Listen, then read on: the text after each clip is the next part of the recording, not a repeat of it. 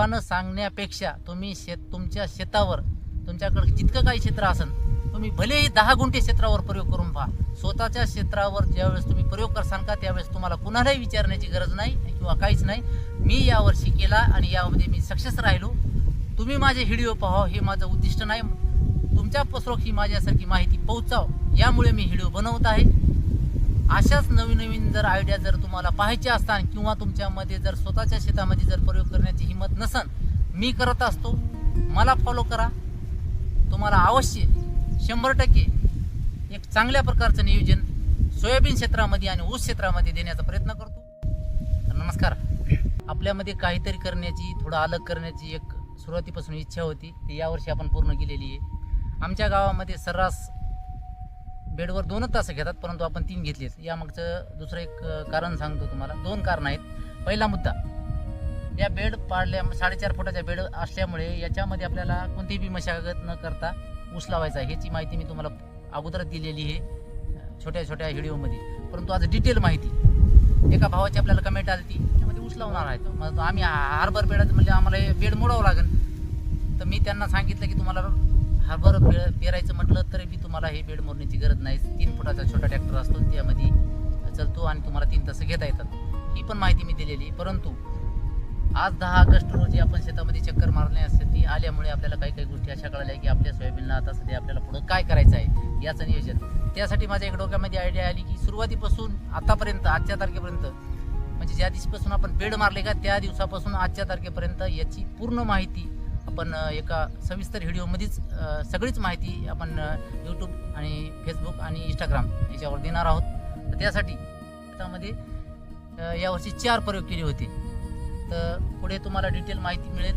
आपण सुरुवात करूया. आपण बेड मारले तेव्हापासून आपण 4.5 फुटाची बेड मारली. त्यावर आपण पहिला प्रयोग असा केला की यावर्षी NPKच्या मागं न लागता सिंगल सुपर फॉस्फेट हेच खत आपल्या सोयाबीनला दिलेलं आहे. आणि आपण सुरुवातीपासून आपल्या डोक्यामध्ये आयडिया होती की आपण काय करायचं यावर्षी जे विद्राव्य खते आपण या सोयाबीनला देण्याचा आपल्याला प्रयत्न करायचा. म्हणजे ज्या टायमाला जे लागत आहे का तेच देण्याचा प्रयत्न करायचा. म्हणून आपण त्याचा प्रयोग केला होता. सुरुवातीला आपण या बेडवर SSP खत टाकला.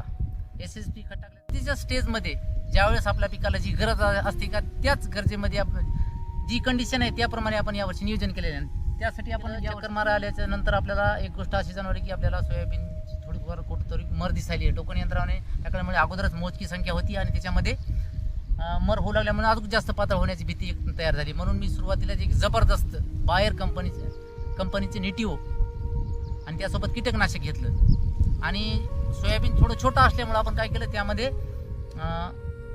एक स्टिकर वापरलं. म्हणजे सोयाबीनच्या पानावर चिटकाव छोटं झाड असल्यामुळे त्यावर योग्य प्रमाणात औषध चिटकले जावं आणि आपल्याला चांगला रिझल्ट मिळाला. आणि आपल्याला चांगला एक रिझल्ट त्यामुळे आपल्याला चांगला रिझल्ट मिळालेला आहे.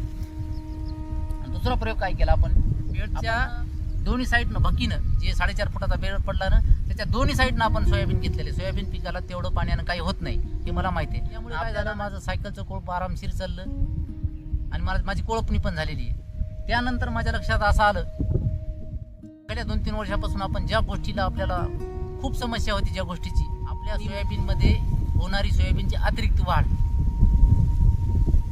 आणि तो माझा एक टर्निंग पॉईंट झाला आमच्या सोयाबीनमध्ये. आम्ही तो विचार केल्यामुळं मी मागल्या 2-3 वर्षापासून त्या गोष्टीमध्ये त्रस्त होतो की सोयाबीन जास्त वाढल्याच्या नंतर सोयाबीन खूप भारी दिसते उमराला जाते. आपण सोयाबीनकडं पाहिले की आपल्याला वाटते खूप भारी सोयाबीन आहे आपलं.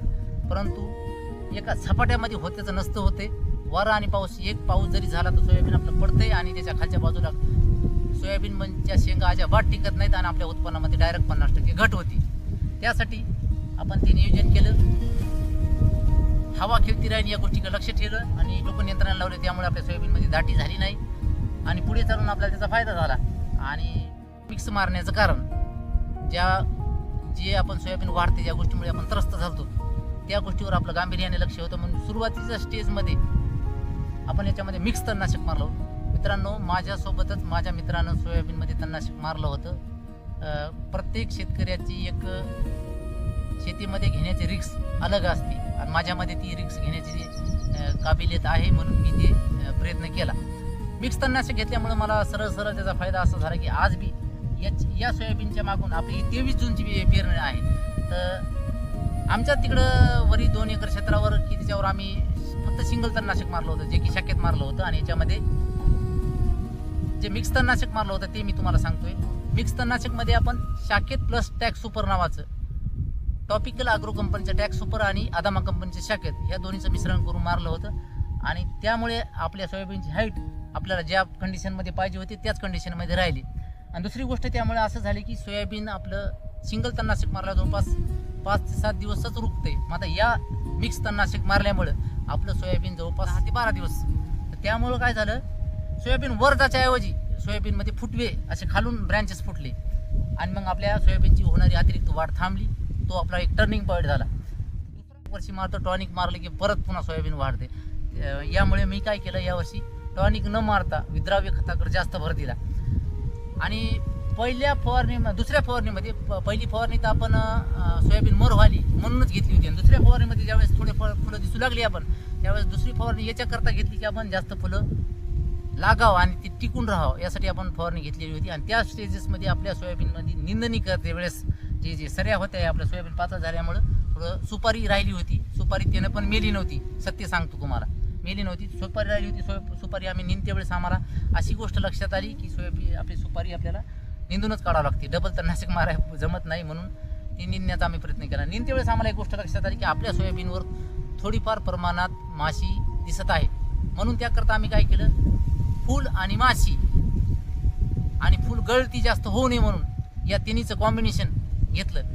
आणि परत एकदा आम्ही काय केलं, लय मोठी गोष्ट नाही आहे परंतु आपल्या महत्त्वाची आहे, परत मी स्टिकर वापरलं जेणेकरून आपल्या सोयाबीनच्या पूर्ण झाडावर औषध चांगल्या प्रकारे चिटकून राहावं आणि आपल्याला सोयाबीनवर चांगला आपल्याला एक असर दिसावा.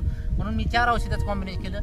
विद्राव्य खतामध्ये मी 10-60-10 याचा वापर केला. त्यानंतर मी बोरान घेतलं. बोराननं काय होतं की सोयाबीनची गळ म्हणजे सोयाबीनच्या जी फुलाची गळ आहे ती थोड्याफार प्रमाणात कमी होती, म्हणून मी बोरान घेतलं. आणि पांढरी माशी दिसू लागली म्हणून मी सुमिटो कंपनीचं इंजेक्ट या औषधाचा वापर केला. आणि त्यानंतर स्टिकर घेतलं. मी तुम्हाला पूर्वी सांगितलं ना, आता मी सांगतो, स्टिकर घेतलं. मग ती आपली फवारणी झाली. आपली फवारणी झाली 1 ऑगस्टला. त्यानंतर आपण आपल्या शेतामध्ये काय केलं, हे 3 एकर क्षेत्रामध्ये 1.5 एकराच्या पट्ट्या आहेत. तर यामध्ये काय केलं, आपण 4 बेड असे घेतले की टोकन यंत्रानं आपण यावर्षी लागवड केली होती. परंतु मला असं पाहायचं होतं की पुढच्या वर्षीसाठी यावर्षी आपलं जवळपास 16 किलो प्रति एकर बियाणं पडलेलं आहे. आपल्या बियाण्यामध्ये बचत झालेली आहे आणि आपण आपल्या पिकाला जे सध्याच्या कंडिशनला जे लागत आहे पिकाच्या परिस्थितीनुसार त्याचीच फवारणी केलेली आहे. म्हणजे आपली फवारणीमध्ये बी औषधामध्ये बचत झाली, बियाण्यामध्ये बचत झालेली आहे आणि आपल्या वेळेमध्ये बचत झाली आणि आपल्या पैशामध्ये बचत झाली. ठोक सांगायचं म्हणजे तर जवळपास सगळ्याच गोष्टीमध्ये आपली बचत झालेली आहे. फक्त एकच असल्यामुळे सुपारीचं प्रमाण थोडं झपाट्यानं वाढू लागलं, ते आपल्याला निंदून घ्यावं लागलं. आणि शेतकरी असल्यामुळे ते काही करणं आपल्याला काही तेवढं अवघड लागलं नाही. आणि ते आपण केलेले आज सध्याच्या कंडिशनला आपल्या सोयाबीनमध्ये थोडंफार पण गवत नाही आहे, काडी कचरा अजिबात ठेवलेला नाही, सगळं ओके झालेलं आहे. आणि 1 ऑगस्टला आपण फवारणी केली होती ना, आज आहे 10 ऑगस्ट. तुम्हाला चौथा प्रयोग काय केला होता ते सांगतो. चौथा प्रयोग आपण असं करता की टोकन यंत्रानं जे सजेस्ट केलेला असतो गिअर, या गिअरनं आपण सोयाबीनची टोकन करू शकता. परंतु मी काय केलं, पुढच्या वर्षी आपल्याला काय होतं यासाठी याच वर्षी एक त्याचा वापर केला, छोटा गिअर वापरला. म्हणजे सोयाबीन थोडं कमी प्रमाणात पडावं, थोडं पातळ व्हावं याकरता आपण 4 बेर असे निवडले की त्यावर आपण तो प्रयोग केला. सध्याच्या कंडिशनला ते सोयाबीन थोडं सप्तळ दिसायले, परंतु त्याचे ब्रँचेस याच्यापेक्षा बी चांगले आहेत आणि त्याला फुलधारणा बी चांगली आहे. परंतु शेवटी त्याचा रिझल्ट यायला बाकी आहे अजून. आणि जो काही रिझल्ट येईल तो आपण या व्हिडिओच्या नंतर अजून एक मोठा व्हिडिओ बनवणार आहोत आणि तो आपल्या यूट्यूबला टाकणार आहोत. इंस्टाग्राम, फेसबुक या सर्व प्लॅटफॉर्मवर आपण टाकणार आहोत. पण या शेतीमध्ये जवळपास 4 प्रयोग केलेले आहेत आणि 4 प्रयोगामध्ये आपण सक्सेस राहिलेलो आहोत. 4 मुद्दे सांगतो मी तुम्हाला महत्त्वाचे. पहिला मुद्दा, सोयाबीनवर वाढ झाल्याच्या नंतर मी माझ्या अनुभवामधून सांगतो, कुठल्याही जी सोयाबीन मार्केटमध्ये अजून तर माझ्या मते जसा रिझल्ट पाहिजे तसे औषध आलेले नाही. त्यांचा असर कापसावर चांगल्या प्रकारे होतो परंतु सोयाबीनवर होत नाही. वैयक्तिक शेतामधून मी अनुभव घेतलेला आहे. त्याच्यामुळे मी सोयाबीन वाढल्याच्या नंतर काय करायचं याच्याऐवजी अगोदरच काय करता येईल या गोष्टीवर भर दिला. म्हणून मी मिक्स तणनाशक घेतली आणि ते मी मारली आणि त्याचा मला रिझल्ट चांगला भेटला. फुलं लागायच्या सुरुवातीच्या स्टेजला मी फुलं कसे लागतात आणि कसे टिकतात यावर भर देऊन मी बोरान 10-60-10 आणि प्रत्येक फवारणीला मी स्टिकर वापरत असतो. छोटी गोष्ट आहे परंतु महत्त्वाची आहे. या गोष्टीकडे मी भर दिल्यामुळे आज मी 100% सध्याच्या घडीला सक्सेस आहे. स्वतः आयडिया केलेल्या आहेत, त्याच्यामध्ये मी सक्सेस राहिलो. सोयाबीनच्या पिकाला पाण्यानं थोडंफार तेवढं काही होत नाही म्हणून मी भकीला लावलं आणि मधात हे घेतलं, जेणेकरून मला कोळपायला काही अडचण आली नाही. आणि हवा खेळती राहिल्यामुळे आज माझ्या सोयाबीनला फुलाचं आणि वाद्याचं प्रमाण जास्त आहे. मी तुम्हाला पुढे व्हिडिओमध्ये दाखवत असतो. आणि ही जी माहिती तुम्हाला मी दाखवत आहे याचे स्क्रीनवर ज्या फवारणीच्या वेळेस फवारणी केलेली आहे, आतापर्यंत मी यूट्यूबला जे व्हिडिओ टाकलेले आहेत ते स्क्रीनवर चालू, आता ह्या व्हिडिओमध्ये चालू याच्यावर मी ते दाखवण्याचा प्रयत्न करेन. व्हिडिओ असले तर व्हिडिओ टाकेन, नाही तर फोटो असले तर फोटो टाकेन. ज्या तारखेला जी गोष्ट केली, नांगरणीच्या तारखेला कोण्या तारखेला नांगरलं, बेड मारतावेळी कोणत्या तारखेला बेड मारलं, कोण्या तारखेला आपण खत टाकला, कोणत्या दिवशी फवारणी केली, कोणती केली, याचे सर्व डिटेल फोटो काढलेले आहेत. मी स्क्रीनवर मी तुम्हाला देण्याचा प्रयत्न करतो. अशा जर नवीन जर आयडिया जर तुम्हाला जर मिळवायच्या असतात, उपस्रोक ही माझ्यासारखी माहिती पोहोचाव यामुळे मी व्हिडिओ बनवत आहे. अशाच नवीन जर आयडिया जर तुम्हाला पाहायच्या असतात किंवा तुमच्यामध्ये जर स्वतःच्या शेतामध्ये जर प्रयोग करण्याची हिंमत नसन, मी करत असतो, मला फॉलो करा. तुम्हाला अवश्य 100% एक चांगल्या प्रकारचं नियोजन सोयाबीन क्षेत्रामध्ये आणि ऊस क्षेत्रामध्ये देण्याचा प्रयत्न करतो. एकदा माझ्या यूट्यूब चॅनलला जाऊन भेट द्या. माहिती आवडली तर मित्रांना शेअर करा, लाईक करा.